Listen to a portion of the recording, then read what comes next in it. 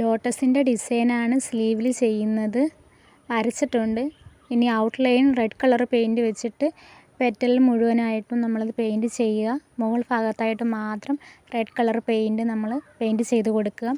റെഡും വൈറ്റും കൂടെ മിക്സ് ആക്കിയ കളറ് പിങ്കാണ് നമ്മളിപ്പം പെയിൻറ്റ് ചെയ്യുന്നത്.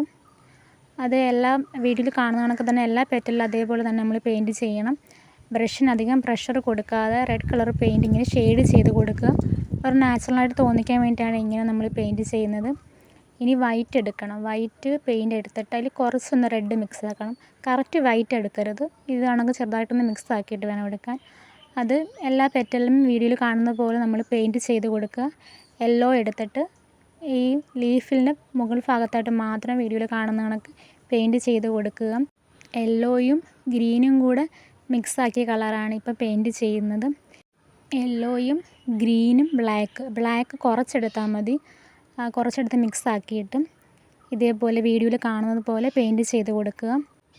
അതേ സെയിം കളറ് തന്നെ ലീഫിൻ്റെ ഈ ഭാഗത്തായിട്ടും നമ്മളത് പെയിൻറ്റ് ചെയ്ത് കൊടുക്കുക. അത് കൂടുതലായതുകൊണ്ടാണ് ഞാനത് ഈ യെല്ലോയും ഗ്രീനും കൂടെ മിക്സ് ആക്കിയ കളറാട്ടോ അതിങ്ങനെ ഷെയ്ഡ് ചെയ്തെടുക്കുന്നത്. അത് അത്രയും വേണ്ട.